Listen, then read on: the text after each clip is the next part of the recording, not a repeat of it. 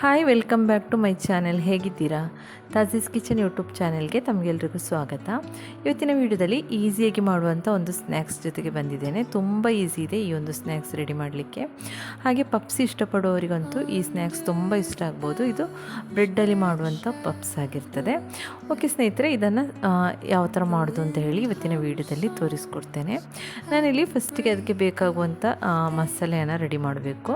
ಅದಕ್ಕೋಸ್ಕರ ನಾನಿಲ್ಲೊಂದು ಪ್ಯಾನ್ಗೆ 3 table spoon ಆಗೋಷ್ಟು ಸನ್ಫ್ಲವರ್ ಆಯಿಲನ್ನು ಹಾಕ್ಕೊಂಡಿದ್ದೇನೆ. ಹಾಗೆ ಕರಿ ಲೀವ್ಸ್, ಆಮೇಲೆ ಜಿಂಜರ್ ಗಾರ್ಲಿಕ್ ಪೇಸ್ಟ್, ಆಮೇಲೆ ಗ್ರೀನ್ ಚಿಲ್ಲಿ ಹಾಕ್ಕೊಳ್ತಾ ಇದ್ದೇನೆ. ಇದನ್ನು ಚೆನ್ನಾಗಿ ಫ್ರೈ ಮಾಡ್ಕೊಳ್ಳಿ. ನಾನಿಲ್ಲಿ 2 ಈರುಳ್ಳಿ ತೆಗೆದಿದ್ದೇನೆ, ಮೀಡಿಯಮ್ ಸೈಜ್ 2 ಈರುಳ್ಳಿ. ಇದನ್ನು ಕಟ್ ಮಾಡಿಕೊಂಡು ಈ ಥರ ಹಾಕ್ಕೊಳ್ಳಿ.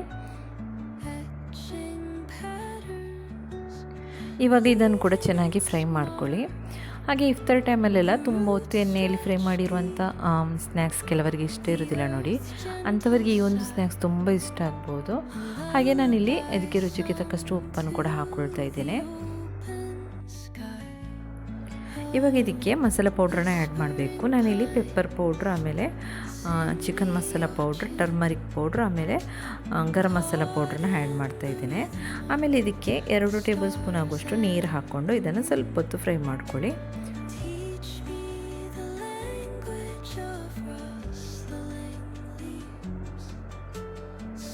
ಇನ್ನು ನಮ್ಮ ಮಸಾಲೆ ಕೂಡ ರೆಡಿ ಆಯಿತು. ಇವಾಗ ಗ್ಯಾಸನ್ನು ಆಫ್ ಮಾಡ್ಕೊಳ್ತಾ ಇದ್ದೇನೆ. ಇನ್ನು ಇದಕ್ಕೆ ಬೇಕಾಗುವಂಥ ಬ್ಯಾಟರ್ ರೆಡಿ ಮಾಡಬೇಕು. ನಾನಿಲ್ಲಿ 3 ಎಗ್ಗನ್ನು ತೆಗೆದಿದ್ದೇನೆ.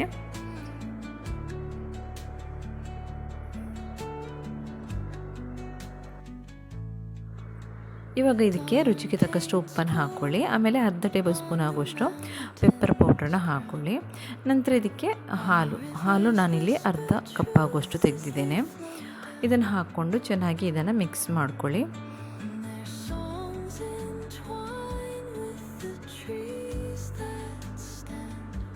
ಇವಾಗ ಇದು ಚೆನ್ನಾಗಿ ಮಿಕ್ಸ್ ಆಗಿದೆ.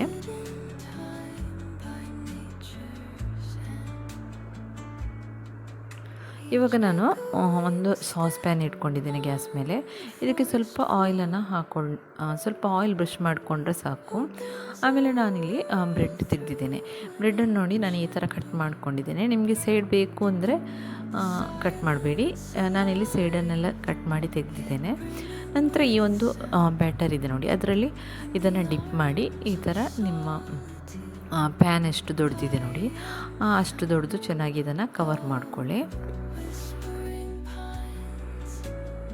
ನೋಡಿ ನಾನು ಈ ಥರ ಇದನ್ನು ಕಟ್ ಮಾಡಿಕೊಂಡು ಈ ಥರ ಕವರ್ ಮಾಡ್ಕೊಳ್ತಾ ಇದ್ದೇನೆ. ಇವಾಗ ನಾವು ರೆಡಿ ಮಾಡಿ ಇಟ್ಟಿರುವಂಥ ಮಸಾಲೆ ಇದೆ ನೋಡಿ, ಅದನ್ನು ಕೂಡ ಈ ಥರ ಮೇಲೆ ಹಾಕ್ಕೊಳ್ಳಿ. ಚೆನ್ನಾಗಿ ರೌಂಡ್ ಶೇಪಲ್ಲಿ ನಾನಿಲ್ಲಿ ಹಾಕ್ಕೊಳ್ತಾ ಇದ್ದೇನೆ.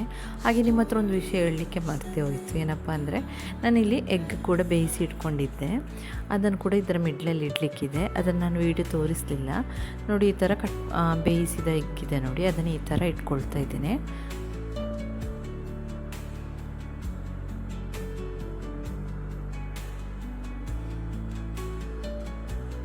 ನಾನಿಲ್ಲಿ ಈ ಒಂದು ಶೇಪಲ್ಲಿ ಇಟ್ಕೊಂಡಿದ್ದೇನೆ. ನಿಮಗೆ ಯಾವ ಶೇಪಲ್ಲಿ ಬೇಕು ನೋಡಿ ಆ ಶೇಪಲ್ಲಿ ಇಟ್ಕೊಳ್ಬೋದು. ಹಾಗೆ ಇದರ ಮೇಲೆ ಸ್ವಲ್ಪ ಕೊರಿಯಂಡರ್ ಲೀವ್ಸನ್ನು ಹಾಕ್ಕೊಳ್ತಾ ಇದ್ದೇನೆ. ಇನ್ನು ನೆಕ್ಸ್ಟ್ ಪುನಃ ಅದೇ ಥರ ಮಾಡಬೇಕು. ನಾವು ಬ್ರೆಡ್ ಇದೆ ನೋಡಿ, ಅದನ್ನು ಬ್ಯಾಟರಲ್ಲಿ ಸ್ವಲ್ಪ ಡಿಪ್ ಮಾಡಿಕೊಂಡು ಇದರ ಮೇಲೆ ಫುಲ್ಲು ಕವರ್ ಮಾಡ್ಕೊಳ್ಳಿ.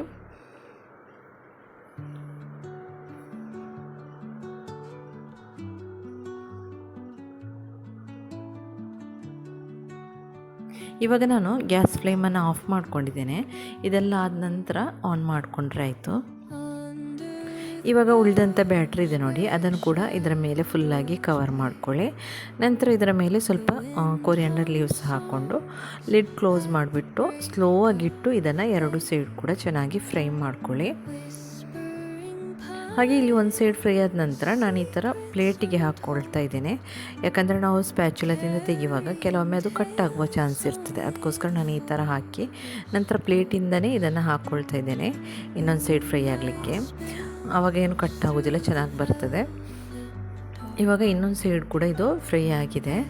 ಇನ್ನು ಇದನ್ನು ಕಟ್ ಮಾಡಿ ಕೂಡ ನಿಮಗೆ ನಾನು ತೋರಿಸ್ತೇನೆ. ತುಂಬ ಚೆನ್ನಾಗಿ ಬಂದಿದೆ, ತಿನ್ನಲಿಕ್ಕೂ ಹಾಗೆ ತುಂಬ ಟೇಸ್ಟ್ ಇದೆ, ಹಾಗೆ ಹೊಟ್ಟೆ ಕೂಡ ಫುಲ್ಲಾದಾಗೆ ಫೀಲ್ ಆಗ್ತದೆ. ನೋಡಿದ್ರಲ್ಲ ಸ್ನೇಹಿತರೆ, ಈಸಿಯಾಗಿ ಮಾಡುವಂಥ ಬ್ರೆಡ್ ಪಪ್ಸ್ ಯಾವ ಥರ ಮಾಡೋದು ಅಂತ ಹೇಳಿ. ಈ ಒಂದು ರೆಸಿಪಿ ನಿಮ್ಮೆಲ್ರಿಗೂ ಇಷ್ಟ ಆಗಿದೆ ಅಂತ ಅಂದ್ಕೊಳ್ತೇನೆ. ಇಷ್ಟ ಆದರೆ ದಯವಿಟ್ಟು ಲೈಕ್ ಮಾಡಿ, ಹಾಗೆ ಫ್ಯಾಮಿಲಿ ಫ್ರೆಂಡ್ಸಿಗೆಲ್ಲ ವೀಡಿಯೋವನ್ನು ಶೇರ್ ಮಾಡಿ. ಹಾಗೆ ನೀವಿನ್ನೂ ನಮ್ಮ ಚಾನೆಲ್ಗೆ ಸಬ್ಸ್ಕ್ರೈಬ್ ಮಾಡಲಿಲ್ಲ ಅಂದರೆ ಸಬ್ಸ್ಕ್ರೈಬ್ ಮಾಡಿಕೊಂಡು ಸಪೋರ್ಟ್ ಮಾಡಿ. ಓಕೆ ಸ್ನೇಹಿತರೆ, ಇವತ್ತಿನ ವೀಡಿಯೋವನ್ನು ಇಲ್ಲಿಗೆ ಎಂಡ್ ಮಾಡ್ತಾ ಇದ್ದೇನೆ. ನೆಕ್ಸ್ಟ್ ಇಂಟ್ರೆಸ್ಟಿಂಗ್ ಆಗಿರುವಂಥ ಇನ್ನೊಂದು ವೀಡಿಯೋದಲ್ಲಿ ನಾನು ನಿಮಗೆ ಮತ್ತೆ ಸಿಗ್ತೀನಿ ಇನ್ಶಾಲ್ಲ. ಅಲ್ಲಿವರೆಗೂ take care, bye, thanks for watching.